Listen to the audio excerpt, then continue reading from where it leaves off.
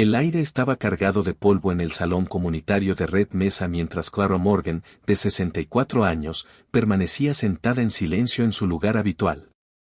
Sus manos envejecidas ajustaban el sencillo vestido marrón que se ponía para las asambleas de la comunidad. A su alrededor, 43 conversaciones se detuvieron de repente, como si alguien hubiera pulsado un botón oculto que silenciaba el lugar. Ella no había dicho una palabra durante toda la acalorada discusión sobre el acuerdo ferroviario de Richard Blackwell. El empresario del Este había dedicado 2 horas a mostrar diagramas, estimaciones económicas y promesas de riqueza que transformarían su remoto asentamiento en un centro comercial moderno. Su discurso seguro de sí mismo había dominado el espacio, interrumpido por murmullos de hombres impresionados por un lenguaje sofisticado y cifras más grandiosas. Blackwood había llegado 6 semanas antes con fondos del Este, documentos formales y la certeza de un hombre que había construido con éxito muchos asentamientos remotos. Sus propuestas aseguraban empleo, desarrollo y comodidades contemporáneas que pondrían a Red Mesa en el mapa. Pero nadie había llegado a una conclusión. Nadie tomaba decisiones importantes en Red Mesa hasta que Clara Morgan daba su opinión. Había sido así durante tantos años que la mayoría de los habitantes no recordaban su origen. Solo sabían que la tranquila dama en ese lugar siempre sabía lo que era mejor para su comunidad. El juez Patterson, con su bigote blanco temblando ligeramente por la tensión, carraspeó para aclarar la voz. Señora Morgan, dijo, con sus palabras cargadas del respetuoso honor de un hombre que había aprendido a lo largo de los años que las ideas de esta mujer en particular tenían un peso especial. ¿Qué opina del propuesta del señor Blackwood? Richard Blackwood ajustó su caro abrigo de traje y sonrió con la máxima certeza de un hombre que había comprado y vendido muchos asentamientos como este.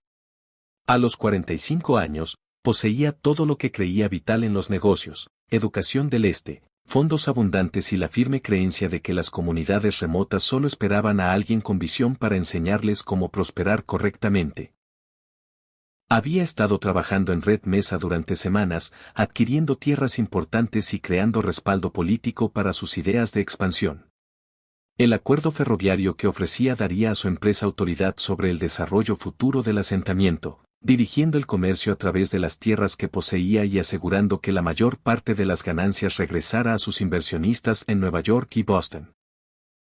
Clara se levantó lentamente, con movimientos intencionales y elegantes a pesar de su edad. Su cabello plateado estaba recogido bajo un pequeño sombrero adornado con una cinta azul desvaída, la misma cinta que había usado en su primera reunión eclesiástica en Red Mesa 45 años antes, cuando era una asustada joven de 19 años que no poseía nada más que la ropa que llevaba puesta y una carta arrugada de un desconocido. El ferrocarril pasará por el arroyo Miller, no por la calle principal, dijo Clara suavemente, con sus palabras portando la suave autoridad de alguien que nunca había necesitado gritar para ser escuchada. El señor Johnson se encargará de los contratos, no la Compañía del Este. El asunto está decidido. La sonrisa segura de Blackwood vaciló. Espere un momento, señora. Esta decisión afecta el panorama financiero de toda la región. Seguramente debemos revisar todos los aspectos económicos. Y los ojos azul claro de Clara se encontraron con los suyos al otro lado del salón, y algo en esa mirada firme hizo que sus argumentos preparados se desmoronaran en su garganta. Ella no lo interrumpió ni alzó la voz. Solo lo miró con la infinita tolerancia de alguien que había visto aparecer y desaparecer a hombres como él durante años. Cada uno convencido de que el dinero y la fanfarronería podían superar los lazos silenciosos que mantenían unida a una verdadera comunidad. El asunto está decidido, repitió Clara y se sentó de nuevo. A su alrededor, los documentos se movieron y las sillas crujieron mientras la gente se preparaba para salir. La reunión había terminado. Blackwood miró incrédulo como la decisión comercial más importante en tiempos recientes era tomada por una mujer que parecía que debería estar en casa cuidando sus plantas. Pero Richard Blackwood no conocía la historia de Clara. No sabía que 45 años atrás ella había llegado a Red Mesa como Clara Walsh, una novia por correo desesperada sin opciones más allá de la mera supervivencia. No tenía idea de cómo esa chica asustada se había transformado en la persona más influyente en 3 condados, ni de que sus propios planes cuidadosamente trazados estaban condenados desde el momento en que la descartó como irrelevante. Si hubiera conocido la verdadera historia de Clara, nunca se habría arriesgado a oponerse a ella. La historia que moldearía el legado de Clara comenzó 45 años antes, en una abrasadora mañana de julio de 1878. El tren con destino al oeste llegó a la estación de Red Mesa con una hora de retraso, su motor exhalando vapor después de la larga subida por las montañas. Clara Elizabeth Walsh bajó con cautela al andén viejo, sus botas negras gastadas tocando suelo remoto por primera vez. A los 19 años, todo en ella indicaba ahorro cuidadoso y desesperanza silenciosa. El vestido de algodón azul remendado 2 veces con hilo desigual. El cuello blanco descolorido a pesar de lavados repetidos, y la forma en que se mantenía con la postura prudente de alguien que había aprendido que atraer atención rara vez era beneficioso. Todo lo que poseía cabía en una sola maleta de alfombra que aferraba como escudo. La maleta había pertenecido a su madre. Cuero desgastado, esquinas remendadas, cierre de latón que ya no encajaba del todo. Dentro había 2 vestidos adicionales, ropa interior remendada, una pequeña Biblia y un peine de madera que había sido su única herencia. Más valiosa que cualquier objeto era la carta en su bolsillo, doblada hasta que el papel se había vuelto suave como tela, escrita con caligrafía cuidadosa por Thomas Morgan, un ranchero viudo que había anunciado la búsqueda de una esposa para ayudar a criar a sus 3 hijos y manejar su hogar. Clara había memorizado cada palabra durante el viaje al oeste. Clara había respondido a su anuncio no por amor, sino por una desesperanza aplastante. El molino textil había cerrado. Sus padres habían muerto en la epidemia de influenza, dejándola con deudas y sin perspectivas. Las opciones para las jóvenes en su situación eran todas variantes de hambre lenta o degradación rápida. El matrimonio con un desconocido era aterrador, pero ofrecía la única posibilidad de dignidad y seguridad. Durante el viaje en tren, Clara se había preparado para lo que fuera que le esperara. Había sobrevivido a la muerte de sus padres, al cierre del molino y a una incertidumbre horrible. Sobreviviría a esto también, fuera lo que fuera. Thomas Morgan esperaba junto a la oficina de boletos, exactamente como había prometido. Clara lo reconoció de inmediato, alto y delgado, con ojos azules amables y manos endurecidas por el trabajo. Su cabello arenoso ya se estaba adelgazando a pesar de sus 32 años, y su rostro tenía líneas de entrecerrar los ojos bajo el sol del desierto. Llevaba ropa limpia pero usada, pantalones de lana marrón remendados en la rodilla, una camisa azul desvaída y botas raspadas pero mantenidas. Todo indicaba competencia y fuerza silenciosa. Señorita Walsh, dijo, quitándose el sombrero cortésmente. Bienvenida a Red Mesa. Espero que su viaje no haya sido demasiado duro. Clara asintió, sin confiar en su voz. La enormidad de casarse con un desconocido en este lugar duro la había golpeado por completo. Thomas percibió su inquietud. El calor requiere acostumbrarse, dijo diplomáticamente. Déjeme tomar su maleta y vayamos al rancho, donde es más fresco. Durante el viaje en carreta, Clara obtuvo su primera visión real de su nuevo mundo. Red Mesa era más pequeña de lo imaginado. Solo unas pocas docenas de edificios alrededor de la estación de tren, tienda general, salón y una pequeña iglesia blanca. El desierto se extendía interminablemente, interrumpido por formaciones rocosas rojas distantes que se elevaban como monumentos antiguos. No es mucho al principio, dijo Thomas, siguiendo su mirada. Pero te va gustando. La tierra se convierte en parte de ti si lo permites. El rancho Morgan apareció al coronar una baja cresta. Los edificios se ubicaban en una depresión natural protegida del viento, centrados en una casa de 2 pisos que parecía sólida y bien mantenida. Había un granero, un gallinero, varios corrales y un huerto vegetal que mostraba signos de cuidado femenino. Los niños esperaban en el patio. Michael, de 8 años, serio y observador con los ojos azules de su padre. Sarah, de 6, rubia y tímida, asomándose desde detrás de las piernas de su padre. Johnny, de 4, sosteniendo un caballo de madera tallado con curiosidad franca. Niños, dijo Thomas suavemente. Esta es la señorita Walsh. Se quedará con nosotros. Clara se arrodilló a su nivel, moviéndose despacio.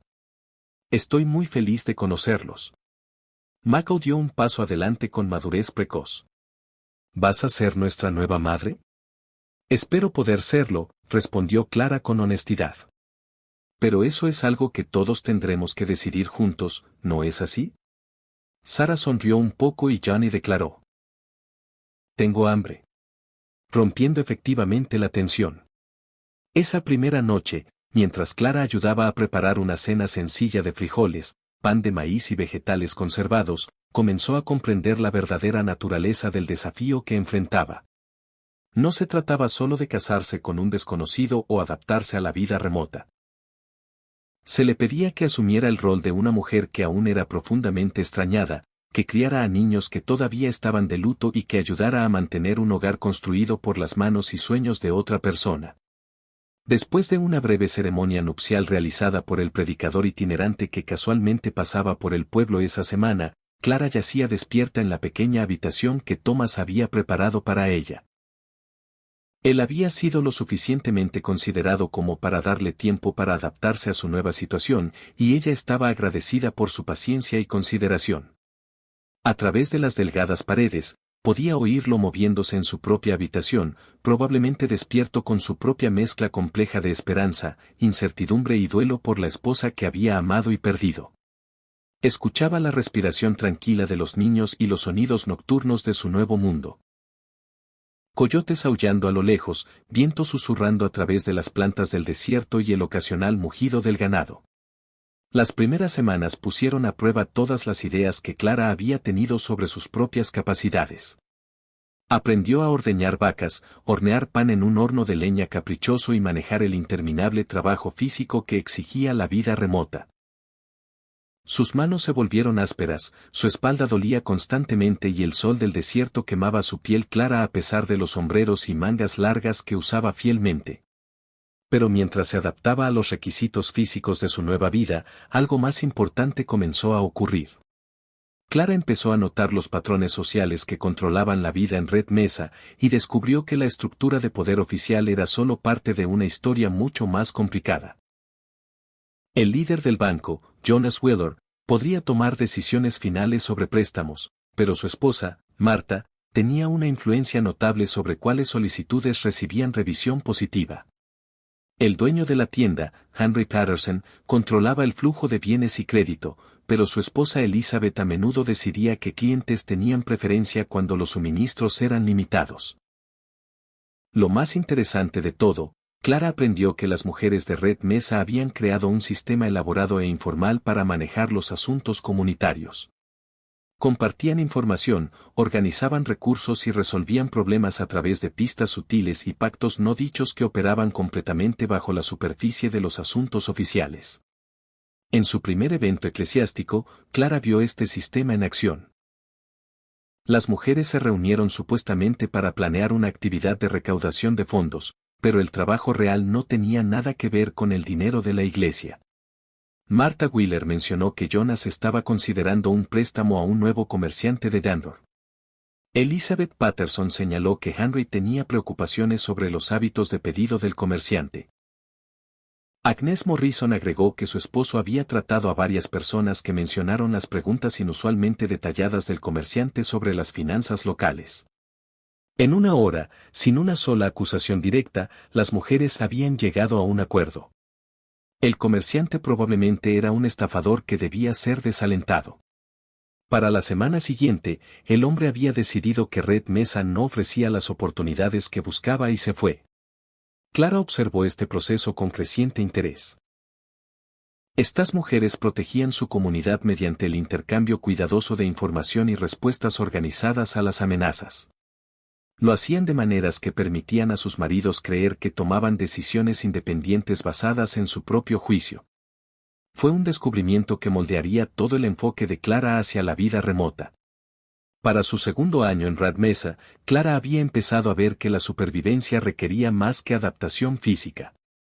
Exigía integración social. Aprendió metódicamente cada detalle del sistema de la comunidad, descubriendo quién le debía favores a quién, qué familias luchaban con el dinero y cómo funcionaba la elaborada red de conexiones. Clara descubrió que el banquero Jonas Willard tenía un defecto por el juego que a veces lo ponía en situaciones difíciles. Aprendió que el dueño de la tienda Henry Patterson estaba persiguiendo en secreto a Mary Collins, cuyo marido viajaba a menudo. Descubrió que los respetados médicos a veces diluían los medicamentos para extender los suministros. Comprensible dada las dificultades de abastecimiento, pero potencialmente riesgoso. En lugar de usar esta información para ganancia personal, Clara comenzó a ofrecer ayuda silenciosa donde era necesaria. Cuando las pérdidas de Jonas Willard en el juego amenazaron la seguridad de su familia, Clara arregló que Thomas hiciera depósitos estratégicos que dieran al banco espacio mientras permitían a Jonas tiempo para recuperarse. Cuando la situación romántica de Henry Patterson casi se hizo pública, Clara aseguró que Mary Collins recibiera una alerta anónima que le permitiera terminarla discretamente antes de que arruinara a ambas familias. La gente comenzó a notar que los problemas tenían una forma de resolverse cuando Clara Morgan estaba cerca. No siempre entendían cómo, pero empezaron a buscar su consejo silencioso cuando surgían dificultades. Una charla casual con Clara sobre un café podría llevar a ideas que ayudaran a manejar disputas comerciales. Una breve conversación mientras colgaba la ropa podría proporcionar perspectivas sobre conflictos familiares. Unas pocas palabras después de la iglesia podrían ofrecer guía cuando se necesitaban decisiones importantes. Los niños, mientras tanto, habían llegado a ver a Clara no como la esposa de su padre, sino como su madre en todos los sentidos que importaban. Cuando Michael, de 8 años, se rompió el brazo al caer de un roble, Clara permaneció a su lado durante 3 días seguidos, leyéndole y ayudándolo a manejar el dolor y la frustración. Cuando Sarah, de 6 años, era acosada por niños mayores, Clara de alguna manera aseguró que el problema se detuviera sin confrontaciones dramáticas que pudieran avergonzar a Sarah. Cuando Johnny, de 4 años, tenía pesadillas después de oír historias asustadoras, Clara lo mecía para dormir todas las noches durante semanas mientras cantaba las nanas que su propia madre había usado. Thomas, observando la relación de su esposa con sus hijos y su creciente influencia en la comunidad, se enamoró profundamente de la mujer tranquila y observadora que había transformado su casa en un hogar. Su matrimonio había comenzado como un arreglo práctico, pero había crecido en algo genuino y profundo. Nunca entendió completamente cómo Clara lograba prever problemas antes de que ocurrieran, o cómo parecía saber exactamente lo que todos en el pueblo necesitaban, pero confiaba completamente en su juicio. En una hora, sin una sola acusación directa, las mujeres habían llegado a un acuerdo. El comerciante probablemente era un estafador y debía ser desalentado de establecerse en Red Mesa. Para la semana siguiente, el hombre había decidido que el pueblo no ofrecía las oportunidades que buscaba y se fue. Clara observó este proceso con creciente interés y comprensión. Estas mujeres protegían su comunidad mediante el intercambio cuidadoso de información y respuestas organizadas a las amenazas. Y lo hacían de maneras que permitían a sus maridos creer que tomaban decisiones independientes basadas en su propio juicio. Fue un descubrimiento que moldearía todo el enfoque de Clara hacia la vida remota.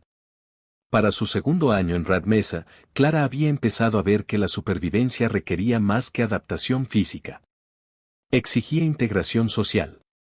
Se dedicó metódicamente a aprender cada detalle del sistema social de la comunidad, descubriendo quién le debía favores a quién, qué familias luchaban con el dinero y cómo funcionaba la elaborada red de conexiones y obligaciones. En lugar de usar esta información para ganancia personal, Clara comenzó a ofrecer ayuda silenciosa donde era necesaria. Cuando las pérdidas ocasionales de Jonas Willard en el juego amenazaron la seguridad de su familia, Clara arregló que Thomas hiciera depósitos estratégicos que dieran espacio al banco. Cuando los enredos románticos del dueño de la tienda Henry Patterson amenazaron con hacerse públicos, Clara aseguró que la situación se resolviera discretamente antes de que pudiera dañar la reputación de alguien. La gente comenzó a notar que los problemas tenían una forma de resolverse cuando Clara Morgan estaba cerca. No siempre entendían cómo o por qué, pero empezaron a buscar su consejo cuando surgían problemas. La verdadera educación de Clara en liderazgo comunitario llegó durante la sequía de 1883. Cuando las lluvias fallaron y los pozos comenzaron a secarse, los hombres de Red Mesa celebraron reuniones cada vez más desesperadas sobre derechos de agua y medidas de emergencia. Pensaban en términos de supervivencia individual. Cada familia luchando por sus propios intereses en una competencia que solo podía terminar con ganadores y perdedores. Clara se dio cuenta de que estaban manejando la crisis completamente mal. Entendía que todos serían más fuertes si trabajaban juntos y que la sequía en realidad podía unir más a la comunidad en lugar de dividirla. Comenzó con conversaciones silenciosas haciendo preguntas que llevaban a la gente a ideas que creían propias. ¿No creen que ayudaría si las familias con comida extra pudieran compartir con las que luchan? Me pregunto si los niños estarían más seguros si se cuidaran juntos mientras los adultos se enfocan en el trabajo de emergencia. En semanas, Red Mesa se había transformado de una colección de familias desesperadas en una red coordinada de supervivencia. La comida se compartía según la necesidad en lugar de la capacidad de pago. El agua se distribuía justamente. Los niños se cuidaban colectivamente. Herramientas y habilidades se compartían estratégicamente. La sequía aún dolía, pero Red Mesa la sobrevivió mejor que cualquier otro pueblo en la zona. Cuando las lluvias finalmente regresaron, todos entendieron que Clara Morgan había estado de alguna manera en el centro de su salvación, aunque nunca había dado una orden directa ni reclamado crédito por ningún plan exitoso. Fue entonces cuando Clara comprendió plenamente la verdadera naturaleza del poder en lugares como Red Mesa. La influencia real no venía de comandar a la gente, sino de entenderla tan bien que pudieras guiarla hacia decisiones que beneficiaran a todos mientras les permitías creer que esas decisiones eran sus propias ideas. Durante las décadas siguientes, Clara perfeccionó este método. Se convirtió en la persona a la que todos recurrían por consejo, la mujer cuya opinión tenía peso en toda discusión importante. Nunca ocupó posiciones oficiales ni dio discursos públicos. Simplemente conocía a todos, entendía todo y siempre parecía sugerir la solución correcta en el momento adecuado. Para 1900, Red Mesa había crecido de un asentamiento remoto en dificultades a un pueblo próspero con riqueza sostenible. El ferrocarril había llegado, nuevos negocios habían abierto y la población se había triplicado. Clara estaba en el corazón de todo este desarrollo, aunque su rol permanecía en gran parte invisible. Cuando la estadidad trajo preguntas sobre representación política, Clara organizó discretamente la elección de David Sullivan, un joven abogado que tenía exactamente la combinación correcta de integridad y competencia para el puesto. Cuando surgieron conflictos sobre uso de la tierra o derechos de agua, Clara de alguna manera facilitó soluciones que satisfacían a todos los involucrados. Cuando recesiones económicas amenazaron la estabilidad de la comunidad, Clara ayudó a organizar respuestas que distribuían la carga justamente mientras preservaban la esperanza de mejores tiempos. Los niños habían llegado a verla como su madre en todos los sentidos que importaban. Thomas se había enamorado profundamente de la mujer tranquila y observadora que había transformado su casa en un hogar. La comunidad prosperó bajo su guía invisible, desarrollando una reputación por cooperación y resolución de problemas que era inusual incluso para estándares remotos. Clara pensó que había visto todos los desafíos que la vida remota podía ofrecer. Entonces llegó Richard Blackwood. Blackwood llegó a Red Mesa en la primavera de 1923 con dinero del este, grandes planes y absoluta confianza en que un hombre con sus ventajas podía remodelar cualquier comunidad remota según su visión de progreso y ganancia. Comenzó comprando propiedades estratégicas, impulsando planes de desarrollo que beneficiarían a sus inversionistas y dejando claro que pretendía controlar el crecimiento futuro de Red Mesa. Por primera vez en 45 años, Clara enfrentó un desafío directo a todo lo que había construido. Cuando Clara anunció su decisión sobre la ruta del ferrocarril en esa reunión del pueblo, no estaba simplemente expresando una opinión. Estaba activando una red de relaciones y obligaciones que había estado construyendo durante casi 5 décadas. Jonas Wheeler tenía hipotecas sobre la mayoría de las propiedades significativas del pueblo y recordaba la ayuda de Clara durante la crisis de su familia décadas antes. Henry Patterson controlaba las cadenas de suministro regionales y nunca había olvidado la asistencia discreta de Clara durante sus problemas personales. El juez Patterson debía su carrera política al apoyo temprano de Clara. La práctica del Dr. Morrison había florecido gracias a la guía de Clara en construir confianza comunitaria. Toda persona con influencia real en Red Mesa le debía algo a Clara y finalmente estaba cobrando esas deudas. Durante las semanas siguientes, Blackwood descubrió que sus planes se desmoronaban por problemas aparentemente no relacionados. El banco encontró irregularidades en sus documentos de préstamo, requiriendo revisión extensa. Las entregas de suministro se retrasaron misteriosamente por problemas de transporte y complicaciones administrativas. Los trabajadores locales encontraron otras oportunidades de empleo. Los permisos gubernamentales se retrasaron por cuestiones regulatorias. El periódico local comenzó a publicar artículos sobre preservar el carácter comunitario de Red Mesa. Las compañías de seguros encontraron problemas de responsabilidad que requerían primas más altas. Lo más frustrante, Blackwood nunca pudo identificar la fuente de sus problemas. Cada obstáculo parecía resultar de prácticas comerciales normales y requisitos regulatorios. Blackwood contraatacó desesperadamente. Ofreció sobornos mayores, pero descubrió que los funcionarios de Red Mesa no operaban así, amenazó con acciones legales, pero encontró que sus abogados del este no estaban familiarizados con las reglas del área. Intentó traer presión política desde la capital estatal, pero aprendió que los representantes de Red Mesa eran inmunes a influencias externas cuando protegían los intereses comunitarios. El punto de quiebre llegó cuando Blackwood cometió su error fatal, confrontar directamente a Clara. Finalmente había realizado que la mujer anciana estaba conectada a sus reveses, aunque no entendía su influencia. En una mañana de domingo después de la iglesia, se acercó a ella con autoridad confiada, cronometrando su oferta para máximo impacto público. Señora Morgan, dijo lo suficientemente alto para que todos oyeran. Creo que ha habido un malentendido entre nosotros. Estoy preparado para hacerle una oferta personal muy generosa si reconsidera su oposición al progreso en Red Mesa. La conversación se detuvo.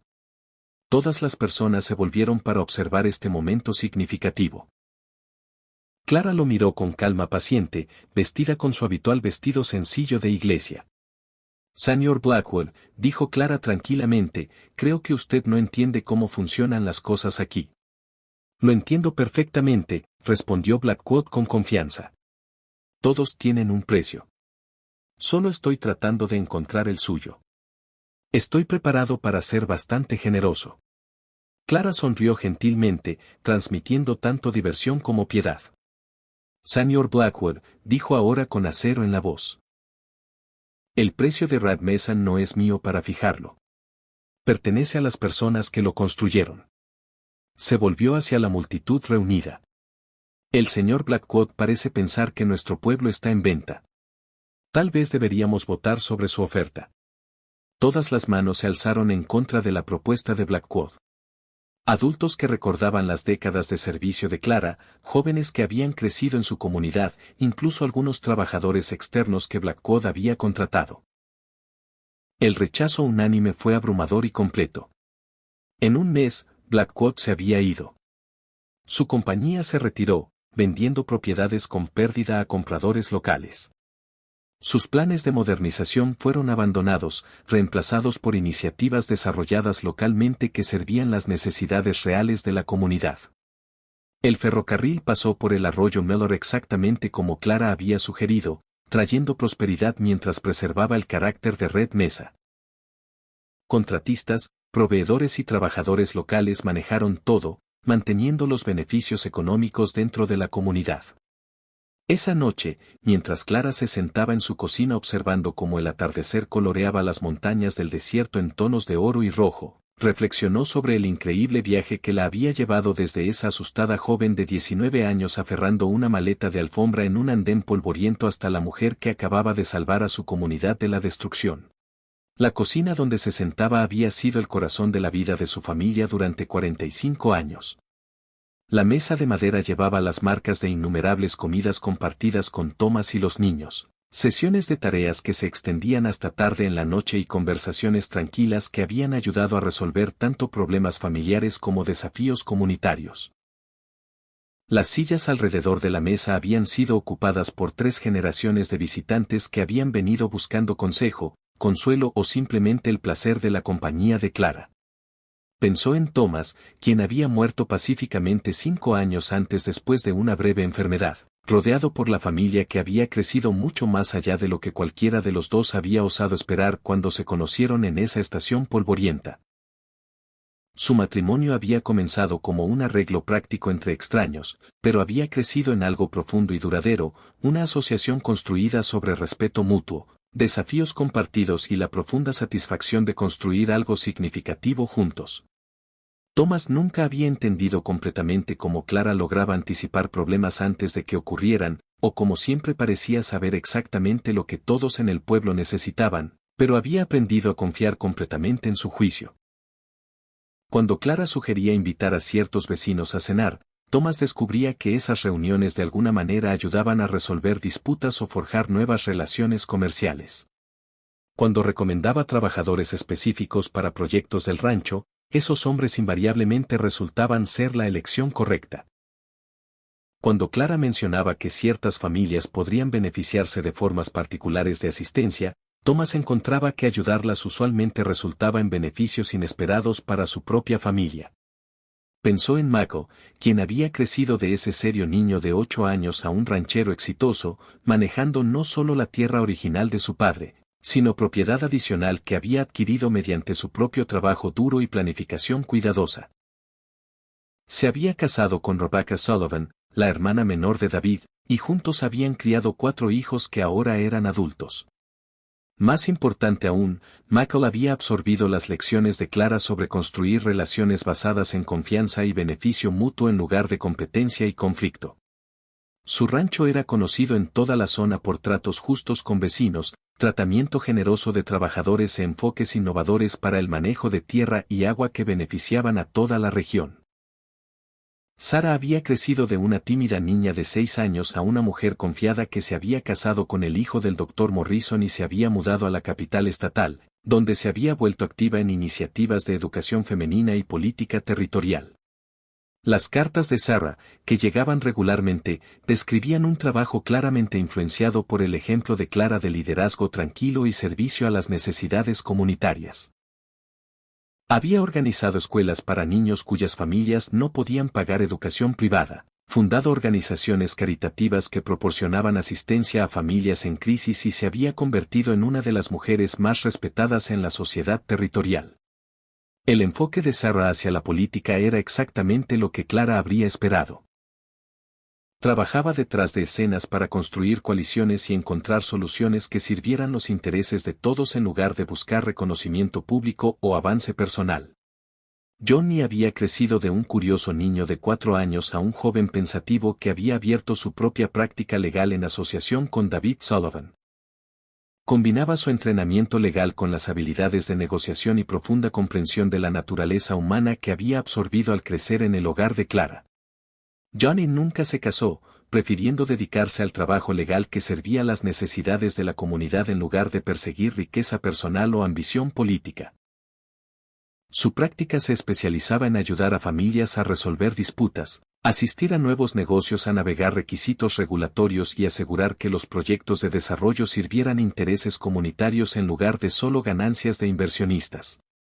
Los 3 hijos le escribían regularmente buscando su consejo sobre todo, desde decisiones comerciales hasta desafíos de crianza.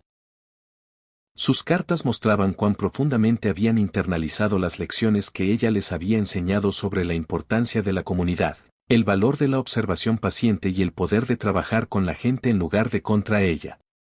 Sobre todo, pensó en las lecciones que había aprendido durante esas primeras semanas desesperadas en Red Mesa, cuando se había visto forzada a elegir entre simplemente sobrevivir y verdaderamente vivir. La verdadera fuerza viene de ayudar a los demás, no de luchar por uno mismo. Era una lección que había guiado cada decisión significativa que había tomado durante 45 años. Y había transformado no solo su propia vida, sino las vidas de todos a su alrededor. La comunidad que había crecido alrededor del liderazgo tranquilo de Clara era ahora un modelo para el desarrollo remoto exitoso. Red Mesa era frecuentemente citada por funcionarios territoriales como ejemplo de cómo los asentamientos remotos podían prosperar mediante cooperación en lugar de conflicto. Los visitantes a menudo comentaban sobre la atmósfera inusual de respeto mutuo y propósito compartido del pueblo. Aunque rara vez entendían el liderazgo tranquilo que lo había hecho posible. Cuando comerciantes itinerantes pasaban por Red Mesa, a menudo se sorprendían de cuán suavemente procedían las transacciones comerciales. Disputas que podrían haber llevado a violencia en otros pueblos se resolvían mediante mediación y compromiso. Los contratos se honraban no por enforcement legal, sino porque violarlos dañaría relaciones que la gente valoraba. Nuevos negocios eran bienvenidos y apoyados en lugar de vistos como amenazas a empresas existentes. Cuando funcionarios territoriales visitaban Red Mesa para estudiar su desarrollo, encontraban una comunidad que de alguna manera había logrado crecer y prosperar mientras mantenía el tipo de unidad social que usualmente desaparecía a medida que los pueblos se volvían más grandes y complejos. Veían un lugar donde residentes de larga data y recién llegados trabajaban juntos efectivamente, donde grupos étnicos y económicos diferentes encontraban maneras de cooperar en lugar de competir, y donde los conflictos se resolvían mediante discusión en lugar de fuerza. Clara había jugado un rol central en crear esta cultura, pero lo había hecho tan silenciosa y efectivamente que la mayoría de la gente lo daba por sentado. El espíritu cooperativo, el apoyo mutuo y la resolución colaborativa de problemas que caracterizaban a Red Mesa no se veían como logros inusuales. Simplemente eran la forma en que funcionaban las cosas en una comunidad bien funcionando. A los 64 años, Clara Morgan aún tomaba decisiones que moldeaban el futuro de Red Mesa. El contrato ferroviario que había influenciado traería nuevas oportunidades y desafíos que requerirían la misma atención cuidadosa al bienestar comunitario que la había guiado durante casi 5 décadas. La próxima generación de líderes comunitarios que había ayudado a entrenar, incluyendo varias jóvenes que habían estado observando y aprendiendo de su ejemplo, estaban listas para asumir mayores responsabilidades mientras ella gradualmente se retiraba de su rol más activo. Pero el verdadero legado de Clara no estaba en ninguna decisión específica o logro particular. Estaba en la cultura de cooperación, respeto mutuo y responsabilidad colectiva que había ayudado a crear en Red Mesa. Estaba en la comprensión de que el verdadero progreso venía de trabajar juntos en lugar de competir unos contra otros. Que la verdadera prosperidad incluía a todos en lugar de solo a unos pocos privilegiados. Y que la fuerza duradera crecía de los lazos comunitarios en lugar de poder individual. La chica asustada que había bajado del tren en 1878 sin nada que ofrecer más que su disposición a trabajar y aprender se había convertido en la mujer cuya voz tranquila llevaba más autoridad que cualquier cantidad de riqueza, posición política o presión externa pudiera comandar. El mayor poder es la confianza ganada mediante el servicio. Había probado que la fuerza más poderosa en cualquier comunidad era la dedicación constante de alguien que verdaderamente se preocupaba por el bien común. Clara Morgan había llegado a Red Mesa como una novia por correo sin poder, sin influencia y sin perspectivas más allá de la esperanza de supervivencia básica. Siempre sería recordada como la mujer que enseñó a toda una comunidad que el verdadero liderazgo significaba servicio, que la verdadera autoridad venía de la confianza y que la mayor victoria no estaba en derrotar a tus enemigos, sino en ayudar a tus vecinos a convertirse en las mejores versiones de sí mismos. Y en un mundo que a menudo valoraba el ruido sobre la sabiduría, la fuerza sobre la paciencia y el éxito individual sobre la prosperidad colectiva, el triunfo tranquilo de Clara se erigía como prueba duradera de que había otra manera, una mejor manera para que las personas vivieran juntas y construyeran algo que valiera la pena conservar. La transformación estaba completa. La novia por correo se había convertido en una reina, no mediante conquista o herencia, sino a través de 45 años de servicio paciente a algo más grande que ella misma. Su reino estaba construido no de territorio conquistado, sino de relaciones nutridas. No de súbditos gobernados, sino de vecinos servidos. No de poder impuesto, sino de confianza ganada a través de décadas de dedicación tranquila al bien común.